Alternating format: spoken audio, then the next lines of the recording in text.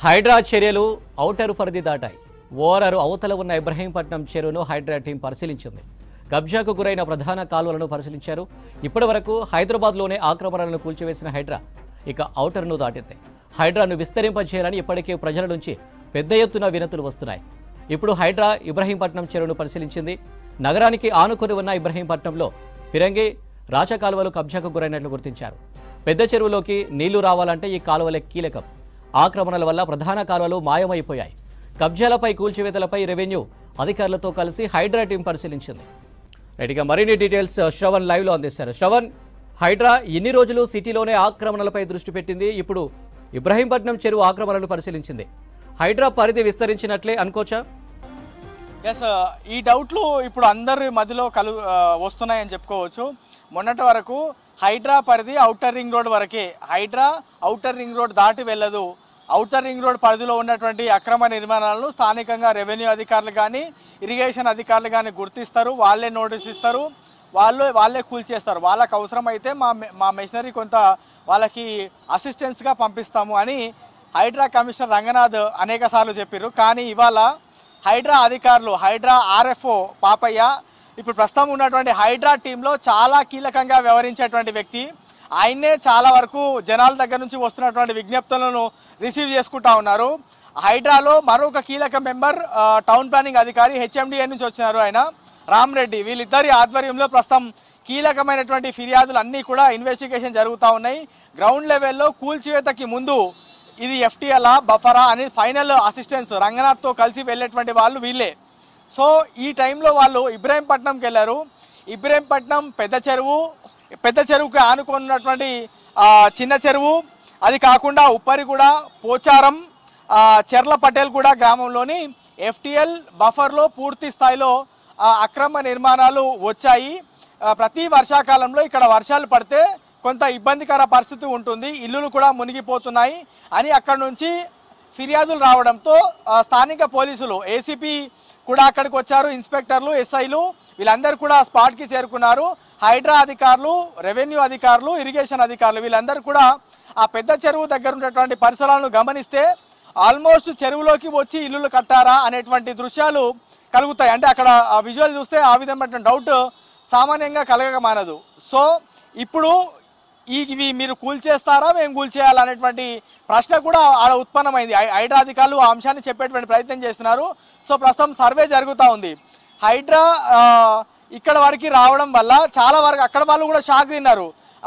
మనం ఎంత అక్రమంలో ఇన్ని రోజులు కట్టినప్పటికీ కూడా ఔటర్ రింగ్ రోడ్ పరిధి వరకే హైడ్రా పరిమితి అవుతుంది కదా, హైడ్రా ఔటర్ రింగ్ రోడ్ దాటి ఎట్లాంటి అక్రమ నిర్మాణాలను కూల్చివేయదు, మనము కొంచెం దర్జాగా ఉండొచ్చులే అని కొంత ప్రశాంతంగా ఉన్నటువంటి వాళ్ళు ఇప్పుడు ఆలవసరం ఉలికి పడ్డటువంటి పరిస్థితి ఉన్నది. ఔటర్ రింగ్ రోడ్ దాటుకొని చాలా దూరమే ఉంటుంది ఇబ్రహీంపట్నం.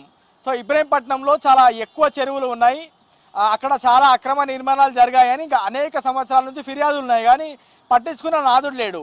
సో ఇప్పుడు హైడ్రా అధికారులు అక్కడికి వెళ్ళినటువంటి పరిస్థితి చూస్తే మొన్న రీసెంట్గా క్యాబినెట్ సమావేశంలో హైడ్రాకి రాబోయే రోజుల్లో పూర్తి పవర్స్ ఇవ్వబోతున్నాము అని రాష్ట్ర ముఖ్యమంత్రి కానీ క్యాబినెట్ కానీ ఓ సంకేతాలు ఇచ్చారు.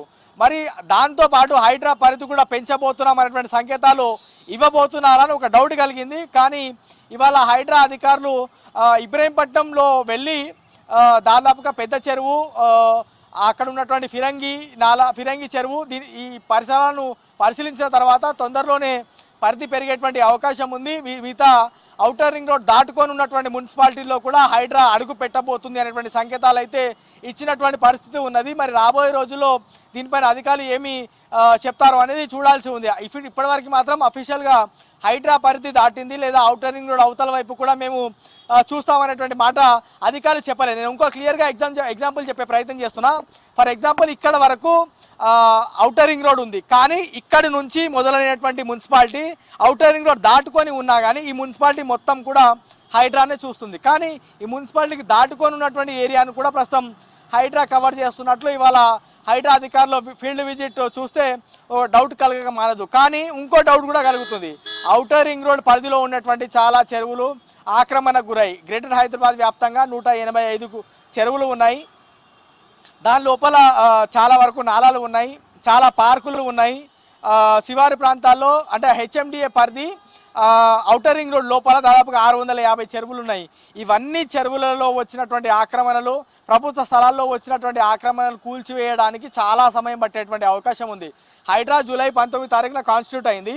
ఇప్పటి వరకు దాదాపుగా 280 బిల్డింగ్లను హైడ్రా కూల్చేసింది. దాదాపుగా 119 ఎకరాల అన్యాక్రాంతమైనటువంటి భూమిని హైడ్రా మళ్ళీ తిరిగి తన ఆధీనంలోకి అంటే ప్రభుత్వం ఆధీనంలోకి తీసుకురాగలిగింది. మొత్తము 26 చోట్ల కూల్చివేతలు చేపట్టింది ఇప్పటి వరకు. ఎగ్జాక్ట్గా నేను ఇవాళ డోటు చెప్పే ప్రయత్నం చేస్తున్నా. ఇంత చేసింది, ఇంకా చాలా చేయాల్సి ఉంది. మరి ఔటర్ రింగ్ రోడ్ పరిధి దాటుకొని అవతల వైపు వెళ్తే ఇంకా మ్యాన్ పవర్ చాలా వరకు అవసరమై ఉంటుంది. ప్రస్తుతం హైడ్రా దగ్గర 2000కు పైగా అవుట్సోర్సింగ్ సిబ్బంది ఉన్నారు. మిగతా ఉన్నతాధికారులు రంగనాథ్ దగ్గర నుంచి మొదలుకుంటే సీనియర్ అధికారులు, సీనియర్ ఆఫీసర్లు, ఇన్స్పెక్టర్ స్థాయి అధికారులు, టౌన్ ప్లానింగ్ అధికారులు, రెవెన్యూ అధికారులు, ఇరిగేషన్ అధికారులు, ఇట్లా డెప్యుటేషన్ మీద వచ్చిన వాళ్ళందరితో కలుపుకుంటే ఒక 500 మంది ఉంటుండొచ్చు. సో 2500 మంది మాత్రమే ప్రస్తుతం హైడ్రా దగ్గర ఉన్నారని చెప్పుకోవచ్చు.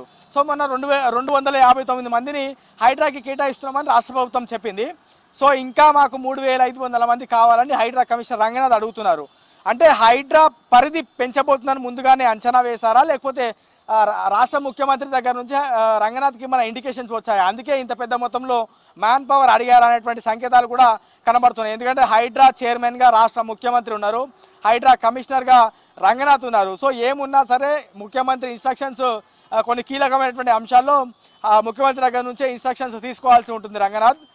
లేదంటే గ్రౌండ్ లెవెల్లో వెళ్తున్నటువంటి క్రమంలో ఆయనకు వచ్చినటువంటి సందేహాలు కానీ, ఆయనకు వచ్చినటువంటి డౌట్స్ కానీ ముఖ్యమంత్రి దృష్టికి తీసుకెళ్ళి దీన్ని ఏ విధంగా సార్ట్అవుట్ చేయాలని సూచనలు తీసుకుంటూ ఉంటారు. సో వీళ్ళిద్దరి ఆల్రెడీ ఇండికేషన్ ఇచ్చారనేటువంటి సంకేతాలు గతంలో వచ్చాయి. కానీ ఆ మ్యాన్ పవర్ 3500 మంది మ్యాన్ పవర్ హైడ్రాకి వచ్చి చేరితే ఖచ్చితంగా ఇది 6000 నుంచి 7000 నుంచి 7500 వరకు హైడ్రా మ్యాన్ పవర్ పెరిగేటువంటి అవకాశం ఉంది. అప్పుడు ఔటర్ రింగ్ రోడ్ దాటుకొని కూడా ఖచ్చితంగా ఫిర్యాదులు వస్తే హైడ్రా వెళ్ళేటువంటి అవకాశాలు ఉన్నాయనేది మనకి ఇవాళ ఇబ్రహీంపట్నంకి వెళ్ళి వాళ్ళు విచారణ చేసినటువంటి అంశం గమనిస్తే క్లియర్గా అర్థమవుతుంది. అక్కడ క్లియర్గా చెప్పేటువంటి ప్రయత్నం చేసిర్రు. ఇక్కడ ఎఫ్టీఎల్లో క్లియర్గా ఉంది, ఇల్లులు వచ్చినాయి, మీరు కూల్ చేస్తే ఓకే, లేదంటే హైడ్రా ఎంటర్ అవ్వాల్సి వస్తుంది అనేటువంటి క్లియర్గా సాఫ్ట్ వార్నింగ్ ఆర్ఎఫ్ఓ పాపయ్య ఇచ్చేటువంటి ప్రయత్నం చేశారు. సో ఓవరాల్గా మాత్రం హైడ్రా పరిధి పెరగబోతుంది అనేటువంటి సంకేతాలు అయితే వస్తున్నాయి. సో హైడ్రా అంటే ఔటర్ రింగ్ రోడ్ దాటుకొని ఎవరైనా అక్రమాలు చేసి ఉంటే మా దగ్గరికి హైడ్రా ఎందుకు వస్తుంది, మేము ఔటర్ రింగ్ రోడ్ దాటుకొని ఉన్నామంటే తస్మాత్ జాగ్రత్తగా ఉండాల్సినటువంటి అవసరం ఉంది. అయినప్పటికీ కూడా హైడ్రా మాత్రం ఖచ్చితంగా వాళ్ళు ఎంత జాగ్రత్తగా ఉన్నా ఆడవారికి రీచ్ అయ్యి పూర్తి స్థాయిలో విచారణ చేసి అక్రమాలు తేలితే వాళ్ళపైన చర్యలు తీసుకునేటువంటి బాధ్యత హైడ్రాదే. సో రాబోయే రోజుల్లో వాళ్ళ పనితీరు హైడ్రా దాటుకొని ఉంటుందా, మ్యాన్ పవర్ వచ్చిన తర్వాత వాళ్ళ పరిధి పెరగబోతుందా అనేది మనకు రాబోయే రోజుల్లో క్లారిటీ వచ్చేటువంటి అవకాశం ఉంది.